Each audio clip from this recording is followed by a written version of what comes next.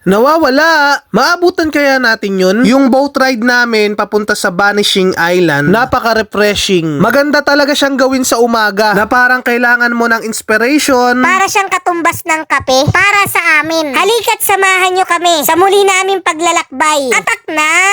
Tara!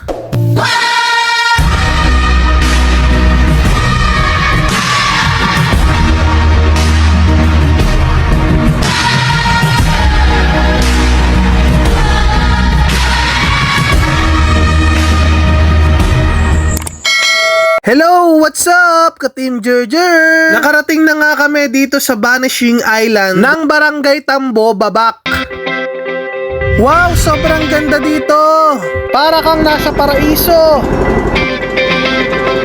Bago kami pumasok, nagbayad muna kami ng entrance fee at yung 3 boat na sasakyan namin. After namin magbayad, nag-conduct sila ng seminar para sa gagawin at hindi dapat gawin. Lalo na yung mag-iwan ka ng kalat doon sa sandbar. Kailangan natin maabutan yung sandbar, Ka-Team Jerjer, dahil mabilis siya maglaho kapag tumaas na ang tubig. Kaya wala nang patupik-tumpik, pinasok na nga namin, Ka-Team Jerjer. 3 boat ang binayaran namin dahil 5 tao lang ang capacity na pwedeng sumakay sa bangka nila. Grabe, sobrang excited kami, Ka-Team Jerjer. Mahahaling tulad mo siya sa Buntod Island ng Masbate.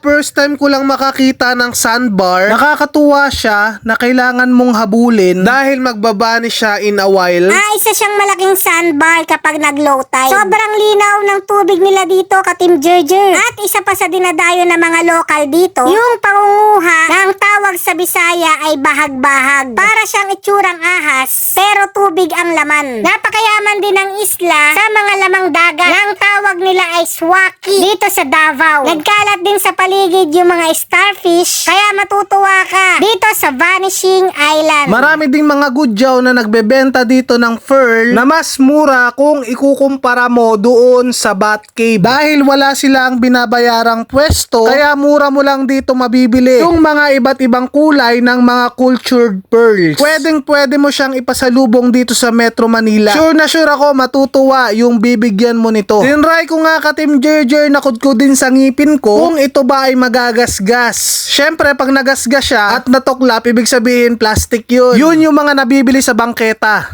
Maganda. Oo nga. Yun. Nasot na yung hikaw. Ito yung nabudol sa kanila. Totoong pearl yan. Totoong pearl. Isa pa sa mapapansin mo, Ka-Team Jerjer, iba't ibang hugis yung pearl niya at hindi siya pantay-pantay. Natural talaga siyang lumaki sa loob ng kabibe.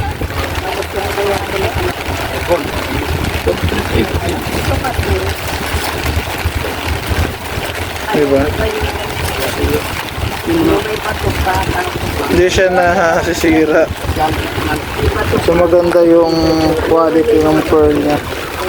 Dahil sa sobrang tuwa ng mga gudyaw, ibinigay na sa amin yung swaki na binebenta nila na nasa halagang 300 pesos. Siyempre tuwang-tuwa sila dahil nakarami sila ng benta. So masaya naman ang lahat kasi natulungan din namin yung mga gudyaw na yun lang naman ang pinagkakakitaan nila. Ibang experience, Ka-Team Jerjer, kapag nakarating ka dito na merong naitatago na yaman ang Davao. I hope na maranasan mo makarating ka rin sa mga ganitong lugar at lasapin ang ganda at yaman ng Pilipinas. Maraming salamat sa walang sawa mong pakikinig at panonood ng channel ng Ka-Team Jerjer. Wag na wag mong kalilimutan. Please like and follow Ka-Team Jerjer para makasunod ka sa mga ibang videos na i-upload ko. Hanggang sa muli! Bye-bye!